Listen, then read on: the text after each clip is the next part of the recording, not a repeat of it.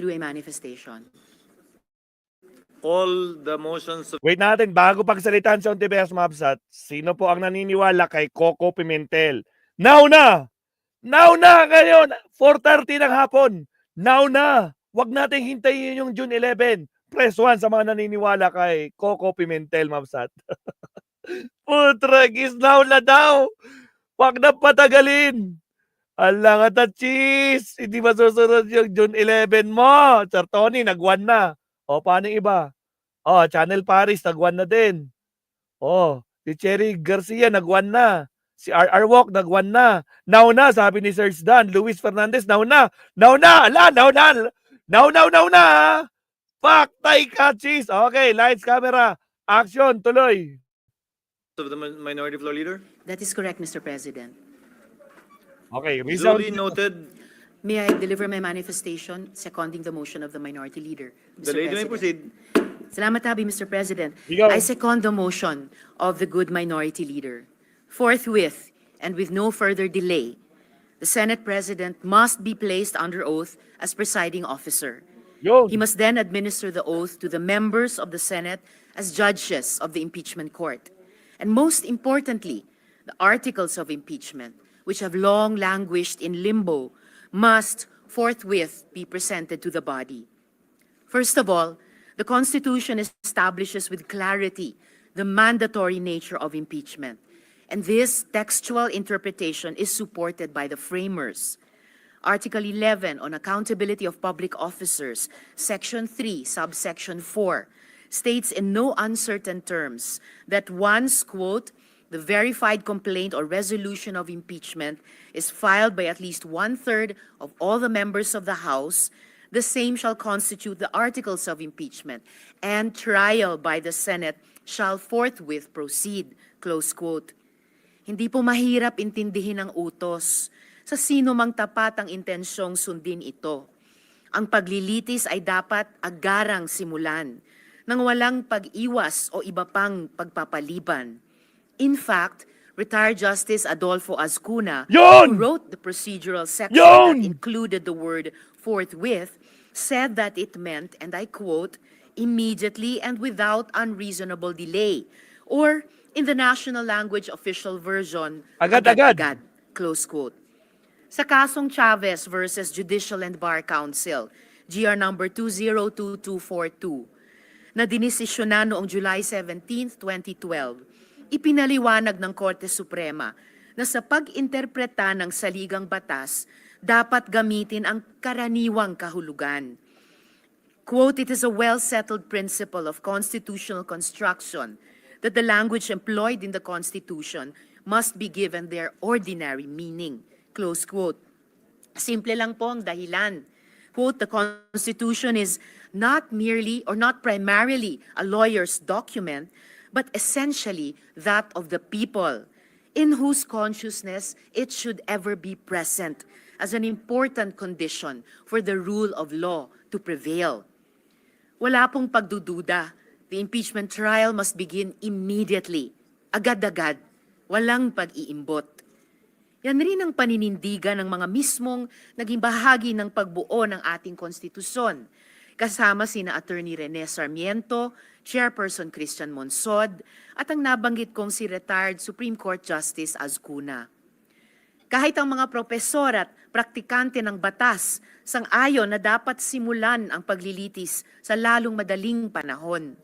Kasama dito ay mula sa Philippine Bar Association, University of the Philippines College of Law, Ateneo Schools and Colleges of Law, De La Salle University Tanyada Jokno School of Law, San Beda University Graduate School of Law, Philippine Law School, University of Santo Tomas, Lyceum of the Philippines College of Law, Adamson University College of Law, Dami na, Colegio grabe. de San Juan de Letran, at Union of People's Lawyers Mindanao. Pati I SLU. will submit these statements to the Secretariat and ask that they be made part of the official records of the Senate as annexes to this manifestation, seconding the motion of the Minority Leader. Moreover, a textual reading of the provisions on impeachment vis-a-vis the other provisions involving the legislature actually supports the contention that the impeachment proceeding is not bound by the legislative calendar. Ayon sa saligang batas, quote, "The Commission on Appointments Ako po, shall sis, meet sumayos only ka. while the Congress is in session at the call of its chairman or a majority of all its members to discharge such powers and functions as are herein conferred upon it." Close quote. There is no such qualifier to be found in the provisions on impeachment. Secondly, beyond the textual clarity of the Constitution, the law should be interpreted to give life to its spirit. Ratio legis est anima. I am here before you to also appeal to the deeper purpose of the law. And the spirit of the impeachment power is unmistakable. It is accountability. It is to ensure that no public officer, however powerful, is above the Constitution. Sinasabi nila na ang impeachment ay nasa Article 11 or Accountability of Public Officers portion ng ating saligang batas at hindi nasa Legislative Powers o Article 6 to underscore that impeachment was never meant to be part of the legislative process. Tama po iyon. However, there is a deeper reason to be fleshed out. It is because the power to impeach is, at heart, Wala ako ng tubig, guys. the power, the duty to hold public officers accountable and to protect democracy from the abuse of power by the highest officials, public officials of our land. This process must not be rendered impotent through procedural subterfuge. Dapat po nating alalahanin na ang salita at diwa ng mga probisyon ng saligang batas ay hindi dinesenyo para lang paglaruan ng mga abogado. Itinakda ang mga ito para bigyang kahulugan at kapangyarihan ang taong bayang Pilipino. Sa pinakaunang probisyon ng Article 11, kung saan matatagpuan ang impeachment, ay nakasaad, quote, "Public office is a public trust. Public officers and employees must at all times be accountable to the people," close quote. Sa Article 1, Section 1 naman, quote, "Sovereignty resides in the people and all government authority emanates from them," close quote. Ang kapangyarihan ng bawat opisyal ng pamahalaan ay hinihiram lang po natin sa taong bayan. At ang kapangyarihang ito ay nakasalalay sa patuloy nilang pagtitiwala at sa patuloy nating pagiging katiwa-tiwala. Ang pagdinig ng mga akusasyon sa impeachment trial ay itinalaga ng saligang batas para sukatin kung karapat-dapat pa ring patuloy na ipagkatiwala sa mga pinakamataas na opisyal ng pamahalaan ang lubos na kapangyarihang iniatas ng taong bayan sa kanila. Proteksyon nito laban sa pagbabaluktot ng batas, malubhang abuso, korupsyon at pagtataksil sa interes ng publiko. Ang pagtakas sa responsibilidad na ito ay insulto sa bawat Pilipino.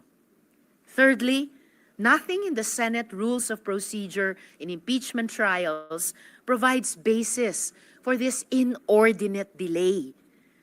Much has been said about attempts to follow proper procedure, but our own Senate Rules of Procedure on impeachment trials are bereft of any basis to justify the undeniable delay that has defined the Senate's proceedings thus far. Wala pong sinabi sa rules on impeachment na susundin ang legislative calendar, na bawal mag-impeachment trial on legislative recess, o na pag tinransmit sa last day yung articles of impeachment, ay kailangang in limbo ito, nakabitin sa ere. The inaction of our body on the articles of impeachment transmitted by the House of Representatives on February 5, 2025, is not because of anything definitive or inescapable written in the rules. Hindi po tayo inipit ng rules. Hindi po natin pwedeng sabihin na wala tayong choice, that we were straitjacketed by what our rules on procedure provided. We had a choice, every step of the way. And our choice has been to delay, to drag our feet, to hide behind what we say are legal ambiguities. Tapos ngayon, if I might add, biglang bibilisan. An impeachment trial of all of 3 days. We've dragged our feet for several months, and then suddenly we tell the Filipino public that we are able to sift through the evidence and exact accountability from the second highest official in our land within a period of 3 days. What insanity is this? Lastly, I wish to address the point made by the good Senate President, who stated that the Senate cannot be dictated upon and that the Senate plenary is supreme. Respectfully, while the Senate is granted the power and duty to try and decide impeachment cases, its authority is not unbounded. If it acts in violation of the Constitution itself, it can and should be corrected. Wala po sa rules na ang pagsisimula ng paglilitis at pag-convene ng impeachment court ay kailangan pang pagbotohan at aprubahan ng mayorya. Anyone who objects to commencing the impeachment trial is objecting to the Constitution itself. In the case of Francisco Jr. versus House of Representatives, GR number 160261, promulgated on November 10, 2003, the Supreme Court ruled, quote, "It is basic that all rules must not contravene the Constitution, which is the fundamental law. If, as alleged, Congress had absolute rule-making power, then it would by necessary implication have the power to alter or amend the meaning of the Constitution without need of referendum," close quote. Wala pong kapangyarihan ang Senado na iwaksi ang malinaw na utos ng saligang batas. Hinihimo ko po ang pinuno at mga kasamahan ko sa Senado. Sundin po natin ang malinaw na mandato ng saligang batas. Galangin po natin ang taong bayang nagbigay ng tiwala sa atin. At simulan na po natin ang impeachment trial na ito. Dapat ay madali ang dinggin ito at ang paglilitis, sinsero at hindi minamadali. Takulang pasasalamat, Mr. President. Yan na. Woo!